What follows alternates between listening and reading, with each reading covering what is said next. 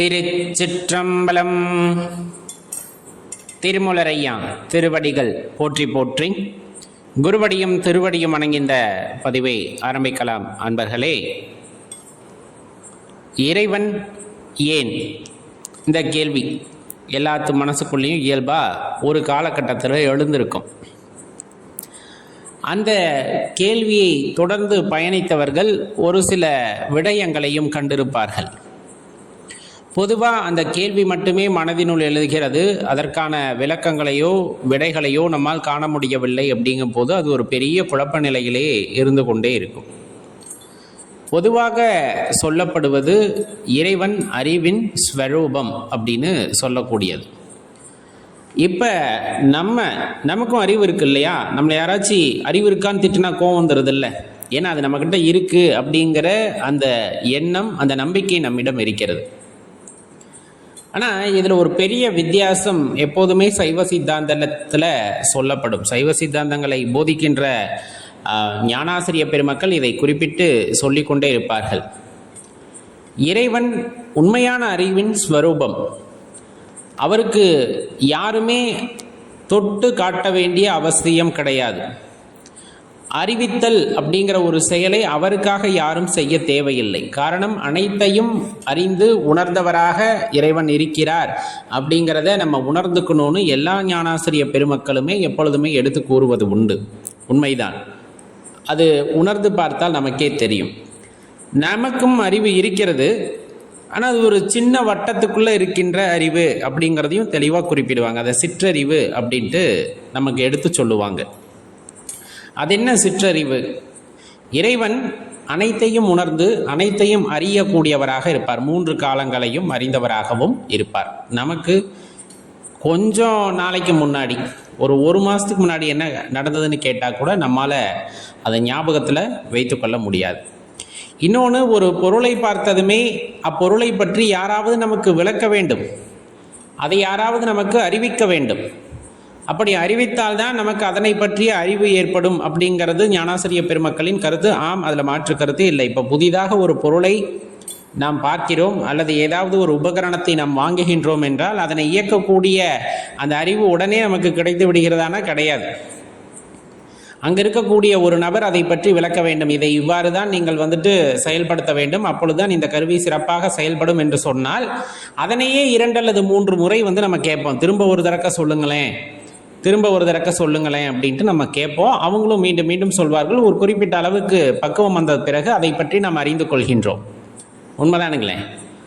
அப்போ இந்த அறிவு சிற்றறிவுன்னு ஏன் சொல்லப்படுதுன்னா, ஒரு எல்லைக்குள்ளே நம்ம கட்டுண்டு இருக்கின்றோம். யாராவது அறிவிக்க வேண்டும், அவ்வாறு அறிவித்தால் அதனை அறிந்து கொள்ளும், ஆனால் அதனை மனதில் நிலைநிறுத்தி கொள்ளாது. அப்போ இது மாறிக்கிட்டே இருக்கும். சிற்றறிவு ஒரு நல்ல விஷயத்தை பற்றி யாராச்சும் சொல்கிறாங்க, அப்போதைக்கு அப்பா அப்படின்னு புல்லறிகிற மாதிரி இருக்கும். அடுத்து வேறு ஏதாச்சும் ஒருத்தங்க வேறு விஷயத்த சொல்லும்போது ஆமாம் இதுவும் சரியில்லை அப்படின்ட்டு போகும். அப்போ இதில் பகுத்து பார்க்கக்கூடிய அந்த தன்மையும் நம் அறிவிற்கு கொஞ்சமாக தான் இருக்குது. ஏன்னா இறைவன் அறிவிக்கின்றார், அதை நாம் அறிகின்றோம். அதை எவ்வாறு மனதிலே தக்க வைத்துக் கொள்கின்றோம், அந்த அறிவு அதனை எவ்வாறு நிலைநிறுத்தி கொள்கிறது அப்படின்னு கேட்டால் பெரிய கேள்வியாகவே இருக்கும். அதற்கான விடையை கண்டு அறிவது ரொம்ப கடினம். ஏன்னா அந்த தெளிவு நிலை அப்படிங்கிறது யாரும் அறிவிக்காமல் நாம அறிந்து கொள்ளக்கூடிய நிலை உண்டாகுமான கண்டிப்பாக கிடையாது. எந்த ஒரு விஷயத்தையும் ஒருவர் அறிவித்து அறிகின்ற அறிவாக, சிற்றறிவாகத்தான் நாம் இருக்கின்றோம் அப்படிங்கிறத தெரிந்து கொள்ள வேண்டும். அதனால தான் குருமுகமாக எல்லாத்தையும் தெரிந்து கொள்ளுங்கள் அப்படின்னு சொல்கிறாங்க. இப்போ நாம முயற்சி செய்கின்றோம், தியானிக்கின்றோம், இறைவனை போற்றி புகழ்கின்றோம். சில அனுபவங்கள் ஏற்படும். அந்த அனுபவங்கள் ஏன் ஏற்பட்டது என்பது நமக்கு தெரியாது. அந்த அனுபவங்களால் என்ன விளையப் போகிறது அப்படிங்கிறது நமக்கு தெரியாது. அவ்வாறு தெரிய வேண்டும் என்றால் அதனை பற்றி அறிந்த, அதை நமக்கு அறிவிக்கக்கூடிய ஒரு நபர் அருகாமையில் இருக்க வேண்டும். ஒன்று இறைவனே, சிவபெருமானே அருகிலிருந்து இதுதான் அதற்கான உண்மை பொருள் அப்படின்னு சொல்லணும். இல்லையா, அதை பற்றி சற்றே அறிந்த, அதில் கொஞ்சம் ஞானம் அடைந்த ஞானாசிரிய பெருமக்கள் அல்லது குருமார்கள் அருகாமையில் இருந்து இதன் பொருள் இதுதான் என்று நமக்கு விளக்கினால்தான் அதனை பற்றி உணர முடியும். அதனால தான் சொல்றது, இறைவனே குருவாகவும் குருவே சில நேரங்களில் நமக்கு வழிகாட்டியாகவும் இருந்து உதவுவார்கள். அதனால தான் இறைவனிடம் மன்றாடி கேட்டுக்கொள்வதெல்லாம், இறைவா எனக்கு ஒரு குருவை வரமாக தாருங்கள் அப்படின்னு கேளுங்கள்னு சொல்றது. ஏன்னா பல ஐயப்பாடு நமது மனதினுள்ளே எழுந்து கொண்டே இருக்கும் ஆன்மீகத்தில் இருக்கும் போது. ஏன்னா பல விஷயங்களை தினமும் நம்ம செய்து கொண்டே இருப்போம், புதிதாக அனுபவம் வந்து கொண்டே இருக்கும். அதில் உண்மையா பொய்யா ஒன்றுமே தெரியாது. சித்தாந்த வகுப்புகளை கேட்கும் பொழுது அல்லது சித்தாந்தத்தை படிக்கும் பொழுது ஒரு தெளிவு உண்டாவது போல் தோன்றும். அதாவது சூரியனை மேகம் மறைத்திருந்து மெதுவாக விலகுவது போல் தோன்றும். ஆனால் அடுத்து இயல்பாக அந்த வகுப்பை முடிச்சுட்டு வெளியே வந்தோமே இயல்பான வாழ்க்கைக்கு வரும்போது மேகம் மீண்டும் மூடிக்கொண்டது போலவே இருக்கும். நமது அறிவின் வெளிச்சம் அவ்வளவுதான். அப்போ இதிலிருந்து நம்ம வெளியே வரணும், முழுமையாக அந்த பிரகாசம் வெளிப்பட வேண்டும் என்று இருந்தால் அது இறைவனின் கருணையால் திருவருளால் மட்டுமே நிகழக்கூடியது அப்படிங்கிறத மனதில் நிலைநிறுத்தி கொள்ள வேண்டும். பெரும்பாலுமானவர்களுக்கு அந்த அனுபவம் ஏற்படுகிறது, இல்லை என்றெல்லாம் சொல்லவில்லை. இறைவனை அறிந்து கொள்ளக்கூடிய அந்த அனுபவம் ஆரம்பத்திலே கிடைக்கிறது. அதை பற்றின தெளிவு இல்லாததன் காரணமாக இயல்பான வாழ்க்கைக்கு மீண்டும் திரும்பி விடுகிறார்கள். இயல்பான வாழ்க்கைனா என்ன? மறந்துறது. எதை நாம் உணர்ந்து கொண்டோமோ, எதை பற்றி நாம் தெரிந்து கொண்டோமோ அதை உடனே மறந்து விடுவது. அந்த மறப்பதின் காரணமாக எல்லாமே போயிடுது. நம்ம எந்த ஒரு தெளிவை பெற வேண்டும் என்று நினைத்தோமோ அதை இறைவன் நல்குகிறார். ஆனால் அதை பற்றின புரிதல் இல்லை. அதை அவர் அறிவிக்கின்றார், அதை நாம் அறிந்தும் கொள்கின்றோம். ஆனால் அது மனதிலே நிலை நிற்பது இல்லை. காரணம் குழப்பம்.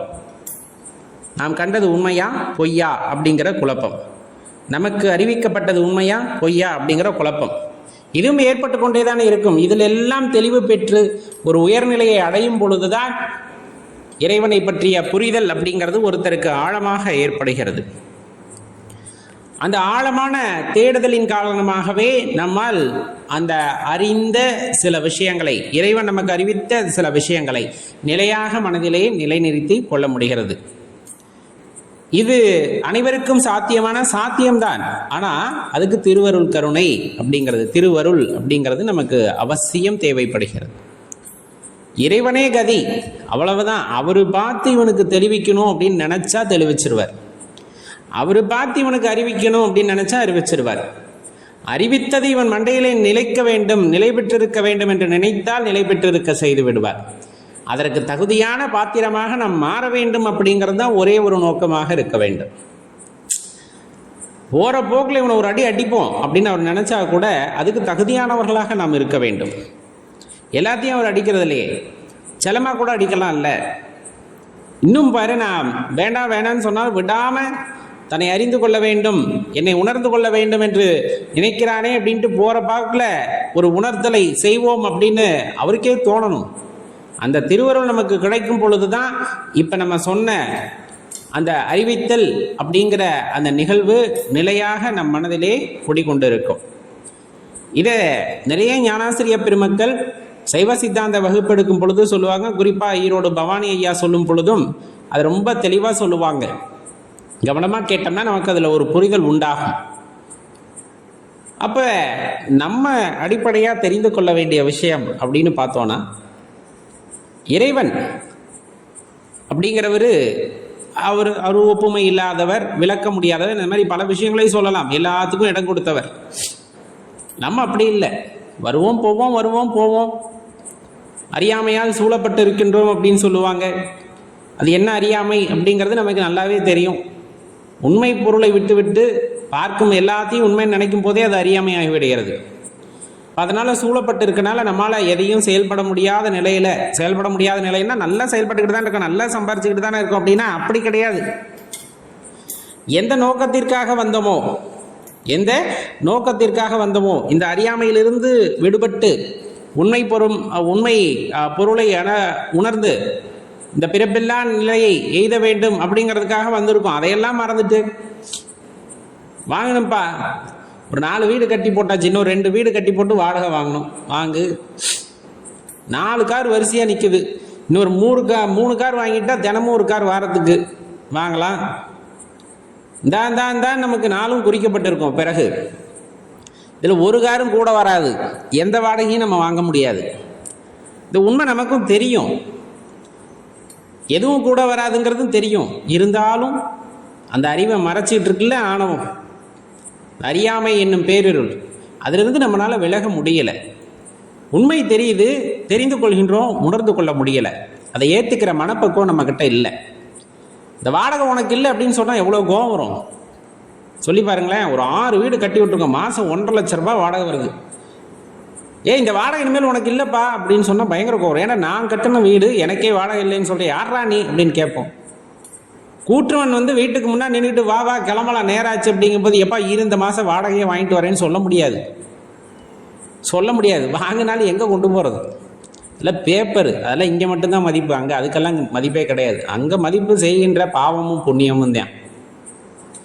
அதனும் மேலான பக்தி, அதனிலும் மேலான பக்தி இருக்குது அப்படின்னாலும் அதுக்கும் மதிப்பு, உயரிய மதிப்பு உண்டு. ஏன்னா பிறவில்லா நிலையை எய்துவதற்காக நாம் செய்த சில சாதகத்தின் காரணமாக, சாதனைகள் காரணமாக நம்ம அதை நோக்கி செல்கின்றோம், இறைவனை பிடித்து கொள்கின்றோம். அப்படின்னா அந்த இடத்துல இறைவனே மனம் இறங்கி இனி உனக்கு பிறவி வேண்டாம் வந்துவிடு அப்படின்னு சொல்லக்கூடிய அந்த நிலைமை ஒருவருக்கு வருகிறது அப்படின்னா அதை விட உயர்ந்தது வேறு என்னவாக இருக்க முடியும்? அந்த அறியாமை அப்படிங்கிறதுலேருந்து நம்ம விடுபடணும். உண்மை பரம்பொருளை நாம் உள்ளபடியே உணர்ந்து கொள்ள வேண்டும், அப்படியே ஏற்றுக்கணும். அவருக்கு நம்ம உருவம் கொடுக்கக்கூடாது. அவர் இப்படி தான் இருப்பார், அப்படி தான் இருப்பார், உருவமெல்லாம் கொடுக்கக்கூடாது. ஏன்னா ஒரே விஷயம், மனிதன் எதிர்பார்ப்பது இறைவன் கூட அழகாக இருக்க வேண்டும் என்று எதிர்பார்க்கின்றான். இறைவன் கூட அழகாக இருக்கணும், நல்லா சவப்பாக இருக்கணும், நல்ல துவைச்சு அப்படியே கஞ்சி போட்டு தேய்ச்ச மாதிரி சட்டையெல்லாம் போட்டிருக்கணும், வெள்ளை வேட்டி கட்டியிருந்தாலும் அப்படித்தான் இருக்கணும் அப்படிங்கிறத நம்ம உருவகை பற்றி பார்க்குறோம்ல, அப்படி கூட பார்க்கக்கூடாது. இறைவன் எப்படி இருப்பாரோ அப்படியே ஏற்றுக்கொள்ள வேண்டும். இறைவன்லாம் சிவப்பாக தான் இருக்கணுங்கிறது நியதியா என்ன? ஏன் முதல்ல அவருக்கு மனித உருவம் கொடுத்து பார்க்கணும்? அது எல்லையில்லாத ஆற்றல், எல்லாத்தையும் தன்னகத்தே இருப்பதற்காக இடம் கொடுத்த பேராற்றல். அவருக்கு உருவத்தை கொடுக்க வேண்டாம். அவர் எவ்வாறு இருப்பாரோ அவ்வாறே உணர்ந்து அவ்வாறே ஏற்றுக்கொள்வதுதான் உயரிய பக்தியாக இருக்கும். அவ்வாறு இல்லாமல் நாம் மனதிற்குள் ஒரு விஷயத்தை உருவகத்தி கொள்கின்றோம் என்றால் அவ்வாறு நம்மால் இறைவனை பார்க்க முடியும். ஆனால் அதுதான் அவருடைய இயல்பு என்று நம்மால் கூற முடியாது, அவருடைய குணம் என்று கூற முடியாது, அவருடைய அடையாளம் என்று கூற முடியாது. இப்போ இறைவனை உள்ளார உணர வேண்டும். நம் மனதிற்குள் இறைத்தன்மை எவ்வாறு நம்மால் உணரப்படுகிறதோ அவ்வாறே ஏற்றுக்கொள்ள வேண்டும் என்பதுதான் நாம் உணர்ந்து கொள்ள வேண்டிய பெரிய நியதி. இறைவனின் உருவத்துக்கு போய் நம்ம கருத்து சொல்லக்கூடாது, அந்த உருவத்தை நம்ம கரெக்ஷன் பண்ணக்கூடாது. இப்படி இருக்கக்கூடாது, மூக்கு கொஞ்சம் நீளமாக இருக்கணும், இப்படி இருக்கக்கூடாது, முடி கொஞ்சம் அதிகமாக இருக்கணும். இது நம்ம வேலை இல்லை. அந்த உயரிய ஆற்றலை நம்முள் உணர்வது தான் நம்முடைய வேலை. அதற்கு என்ன செய்யணுமோ அதைத்தான் செய்யணுமே தவிர நாம் இறைவனை வர்ணிக்கலாம், இவ்வாறு அவ்வாறு என்று வர்ணிக்கலாம். ஆனால் இப்படித்தான் அப்படின்ட்டெல்லாம் சொல்லக்கூடாது. அது அறியாமை அப்படிங்கிறதையும் தெளிவாக தெரிஞ்சுக்கணும். பல சான்றோர் பெருமக்கள், ஞானியர்கள் இறைவனை பற்றி புகழ்ந்து பாடியிருக்கிறார்கள். அவர்கள் மனதிலே இறைவன் எப்படி காட்சி தந்தாரோ அப்படியே பாடியிருக்கிறார்கள். அவர்கள் எப்படி உணர்ந்தார்களோ அவ்வாறே பாடியிருக்கிறார்கள். அது ரொம்ப சிறப்பான விஷயம். ஆனால் நமக்கு இறைவன் அப்படியே காட்சி தருவார் என்பது இல்லை அப்படிங்கிறத நீங்கள் புரிஞ்சுக்கணும். ஏன்னா நம்ம ஒரு உருவகப்படுத்தி வச்சுருப்போம், அவங்க சொன்னபடியே உருவகப்படுத்தி வச்சுருப்போம். வேறு உருவத்தில் இறைவன் வந்தாலும் நாம் ஏற்றுக்கொள்ள மாட்டோமா என்ன? அந்த நேரத்தில் முடியாது. அப்படித்தானே மனுஷ வாழ்க்கையில் இருக்கும்போது வேறு மாதிரி நமக்கு காட்சி தந்தாங்க அப்படிங்கும்போது அப்போ அவர்களை இறைவனாக ஏற்றுக்கொள்ள மாட்டோமா? யோசிச்சு பாருங்களேன். இறைவன் கழுத்தில் பாம்பு, கையில் சூளம் உடுக்கை எல்லாம் ஏந்தி இருப்பார் அப்படிங்கிறது நமக்கு சொல்லப்பட்டது.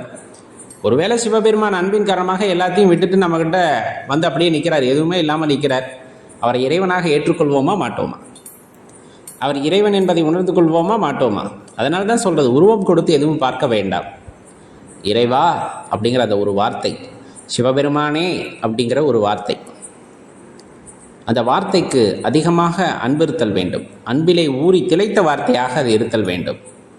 அவ்வாறு இருக்கும் பொழுது இறைவனின் அன்புக்கு பாத்திரமானவர்களாக நாம் மாறுவோம். அப்போ தான் அந்த பக்தி அப்படிங்கிறது ஒரு உயரிய நிலையை தொட்டுக்கொண்டு இருக்கும்.